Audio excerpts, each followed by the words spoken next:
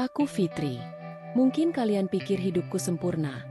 Punya putri sematawayang yang sudah mahasiswi, rumah yang nyaman, dan status janda terhormat.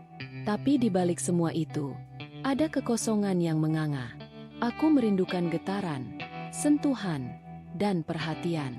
Dan takdir, atau mungkin kesalahanku, membawa Riko ke dalam hidupku. Dia pacar anakku, Karina. Awalnya hanya perhatian kecil, pujian sesekali, lalu sentuhan-sentuhan yang tidak sengaja. Ada percikan api di antara kami yang tak bisa kuabaikan. Aku tahu ini salah, sangat salah. Tapi tubuh dan jiwaku yang kesepian seolah tak bisa menolak. Hingga suatu sore, ketika Karina tak ada, Riko mendekat. Kata-katanya, tatapannya, dan sentuhannya aku menyerah. Aku memberikan diriku kepadanya. Hubungan terlarang itu terus berlanjut, membelengguku dalam rahasia. Aku tahu ini akan menghancurkanku, tapi aku tak tahu bagaimana cara berhenti. Ikuti ceritaku, bagaimana aku terjebak dalam pusaran hasrat dan rasa bersalah ini. Hidupku, rasanya seperti menunggu kereta yang tak kunjung tiba di sebuah stasiun yang sudah lama ditinggalkan. Namaku Fitri, dan di usiaku yang kepala 4 ini, aku merasa selesai. Bukan dalam artian buruk. Tidak. Aku sudah menunaikan kewajibanku sebagai ibu. Karina, putri sematawayangku, kini sudah jadi mahasiswi. Cantik, pintar, dan mandiri. Dia punya dunianya sendiri, teman-temannya, impian-impiannya. Sementara aku, duniaku hanya berputar di antara rutinitas rumah yang itu-itu saja. Menyiapkan sarapan, membersihkan rumah, sesekali arisan RT. Monoton. Dan aku sering bertanya-tanya, apakah ini saja yang tersisa dari hidup seorang Fitri? Suamiku sudah lama pergi, meninggalkan lubang besar yang tak pernah benar-benar terisi. Aku belajar hidup sendiri, mandiri, kuat demi Karina. Tapi di balik semua itu, ada kerinduan yang menggerogoti. Kerinduan akan sentuhan, tawa, atau sekadar percakapan yang lebih dari sekadar, "Sudah makan, Bu?" dari Karina. Aku tidak tahu apa yang aku cari, tapi aku tahu, jauh di lubuk hatiku, aku mendambakan sesuatu yang bisa menggetarkan duniaku lagi. Sesuatu yang bisa membuatku merasa hidup, bukan hanya sekadar bernapas. Dan tanpa kusadari, getaran itu akan datang, dari tempat yang paling tidak terduga, dan mengubah segalanya. Assalamualaikum. Suara Karina ceria, jauh lebih ceria dari biasanya. Aku membuka pintu, dan di sana, Karina berdiri dengan senyum lebar, menggandeng tangan seorang pria. Dia tinggi, tegap, dengan rambut agak gondrong yang disisir rapi dan mata yang tajam. Ada sesuatu di tatapannya yang membuatku sedikit terpaku. Karisma, itu kata yang tepat. Aura, nakal, yang membuatku langsung merasa was-was sebagai seorang ibu, tapi entah kenapa, juga sedikit tertarik. Waalaikumsalam, Karina. Siapa ini? Tanyaku, berusaha menahan ekspresi terkejutku. Ini Riko, Bu, pacarku. Karina berseru, tanpa sedikit pun menyadari perubahan di wajahku. Riko tersenyum, senyum yang entah kenapa terasa terlalu dewasa untuk pacar putriku. Ia mengulurkan tangan. Riko, Tante, senang bertemu Anda. Suaranya berat, dalam, dan entah kenapa membuat perutku sedikit bergejolak. Aku menjabat tangannya, dan sentuhannya terasa hangat, mantap. Kami duduk di ruang tamu. Karina sibuk bercerita tentang bagaimana mereka bertemu di kampus, betapa Riko itu lucu banget, dan bagaimana mereka punya banyak kesamaan. Aku hanya mendengarkan, sesekali menanggapi seadanya, tapi mataku sesekali melirik Riko. Ia menatap Karina dengan penuh perhatian, mengangguk-angguk, sesekali tertawa renyah. Aku seharusnya lega, melihat putriku bahagia. Tapi ada perasaan aneh yang tumbuh di dadaku. Semacam rasa iri yang tak beralasan, dan sedikit pesona yang memalukan. Riko juga punya cara untuk melibatkanku dalam obrolan. Ia memuji tata ruang rumah, menanyakan hobiku, bahkan mengatakan betapa aku terlihat awet muda. Pujian-pujian itu terasa asing, tapi juga menyenangkan. Sudah berapa lama sejak ada pria yang memujiku? Sudah lama sekali. Aku tersenyipu malu, dan aku membenci diriku sendiri karena merasa senang akan hal itu. Karina tidak menyadari apa-apa, sibuk dengan dunianya sendiri. Ketika mereka akhirnya pamit, Riko menatapku lagi. Senyumnya sedikit berbeda kali ini, lebih personal. Tante Fitri, lain kali Riko main lagi ya? Kopi buatan tante enak sekali. Aku hanya mengangguk. Lidahku keluh. Setelah pintu tertutup, aku berdiri di ruang tamu yang kembali sepi. Perasaan aneh itu masih ada. Aku tahu Riko pacar Karina, anakku sendiri. Tapi kenapa jantungku berdebar lebih kencang saat ia menatapku? Ini salah. Sangat salah. Tapi, kenapa juga terasa sedikit mendebarkan? Aku mulai mendapati diriku menanti kehadirannya.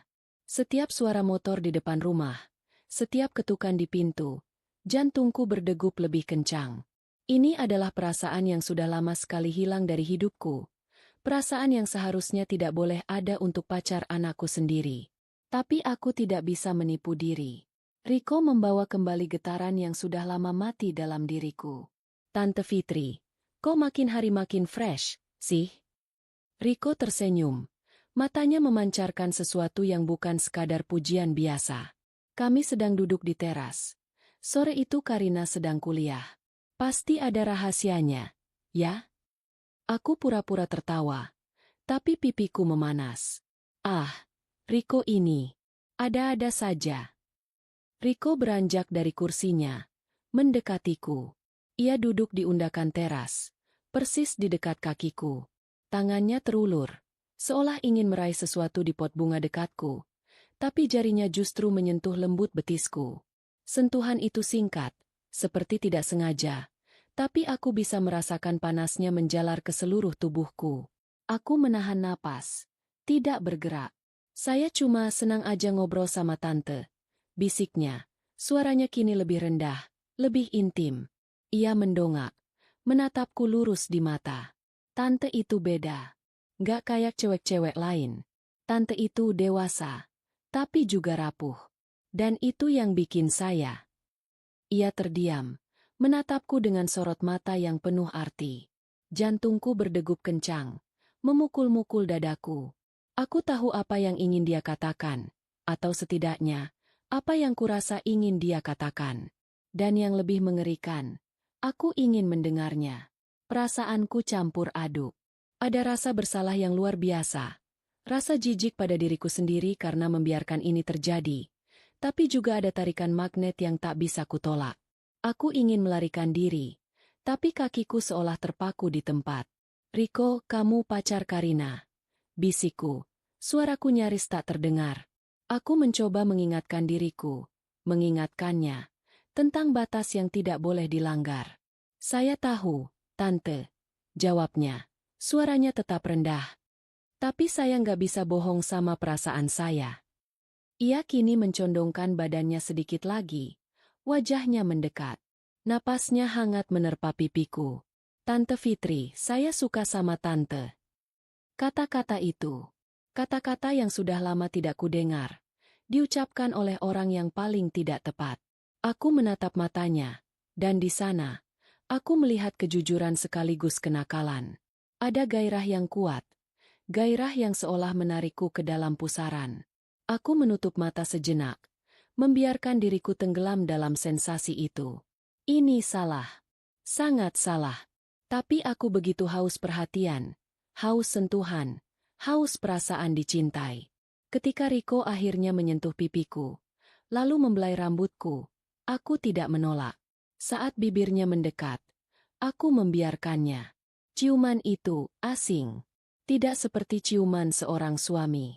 Ini ciuman seorang pria muda yang penuh gairah, yang tahu apa yang dia inginkan. Dan aku, entah bagaimana, membalasnya. Segalanya terjadi begitu cepat, namun terasa begitu lambat. Rasa bersalah menghantamku seperti ombak besar, tapi di saat yang bersamaan, ada letupan kecil kebahagiaan yang memalukan. Aku membenci diriku karena merasa puas, tapi tubuhku, jiwaku yang kesepian, merespons. Ketika Riko akhirnya pergi, aku duduk di sofa, gemetar. Wajahku terasa panas. Air mata menetes tanpa kendali. Apa yang baru saja kulakukan? Bagaimana aku bisa melakukan ini pada Karina? Tapi di tengah penyesalan yang menghimpit, ada bisikan kecil. Aku merasa hidup. Sejak hari itu, garis batas yang samar itu bukan hanya kabur, melainkan sudah hancur tak bersisa. Riko datang lebih sering, kadang dengan alasan yang dibuat-buat, kadang tanpa alasan sama sekali. Dan setiap kali Karina tidak ada, atau saat Karina sedang sibuk di kamarnya, hal itu terjadi lagi. Berulang kali. Di sofa yang sama, di ruang tamu yang seharusnya menjadi saksi bisu kebahagiaan anakku. Aku membenci diriku sendiri setiap kali ia pamit pulang. Ada rasa penyesalan yang menggerogoti dari ujung kaki sampai ujung rambut. Rasa bersalah yang tak terhingga pada Karina, putriku yang tak bersalah, yang terlalu polos untuk menyadari pengkhianatan ibunya sendiri. Bagaimana bisa aku, seorang ibu, melakukan ini kepada pacar anakku? Pertanyaan itu selalu berputar-putar di kepalaku, seperti kaset rusak. Tapi di sisi lain, ada juga kecanduan yang memalukan. Riko seolah membawa kembali semua yang hilang dariku. Sentuhannya, tatapannya yang penuh gairah, kata-kata manisnya yang membuatku merasa diinginkan. Perasaan ini begitu kuat, begitu memabukkan, hingga seringkali menenggelamkan suara hati nuraniku. Aku tahu ini salah, sangat salah, tapi aku tak punya kekuatan untuk berhenti. Aku sudah terlalu jauh. Hidupku kini dipenuhi rahasia. Setiap kali Riko datang, aku harus bersikap normal di depan Karina, memastikan tidak ada yang aneh.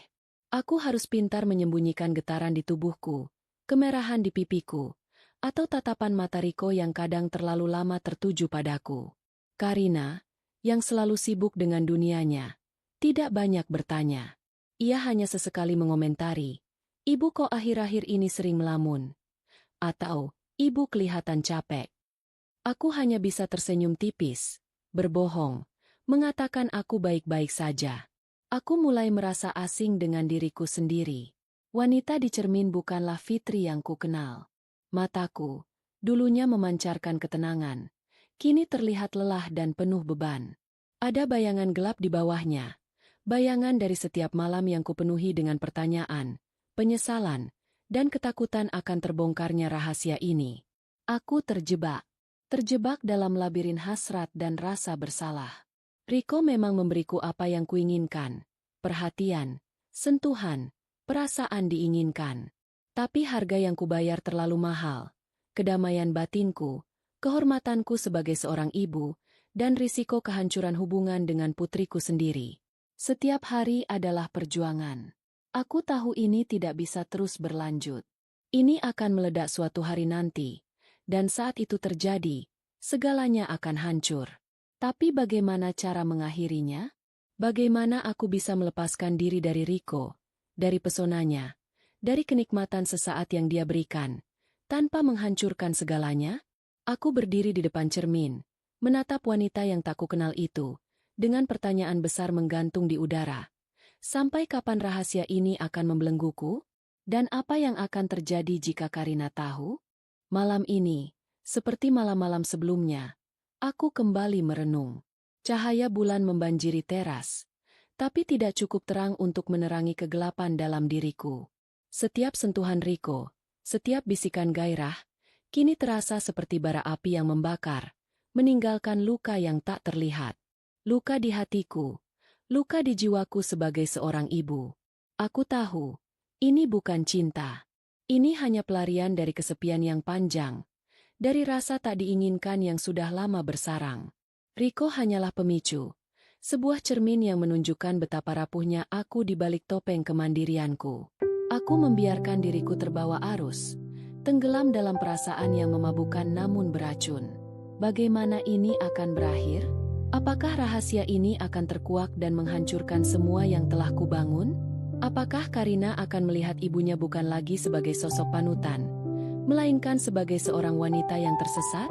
Pertanyaan-pertanyaan ini menghantuiku setiap detik. Aku menghela napas panjang. Dinginnya malam menusuk kulitku. Aku ingin mengakhiri ini, ingin kembali menjadi Fitri yang dulu, yang damai dan tentram.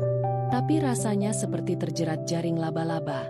Semakin kuronta, semakin aku terbelit.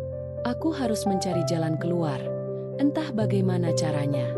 Demi Karina, demi diriku sendiri. Sebelum semua ini benar-benar menghancurkanku, dan semua orang yang kusayangi. Aku hanya bisa berharap, ada harapan di ujung kegelapan ini.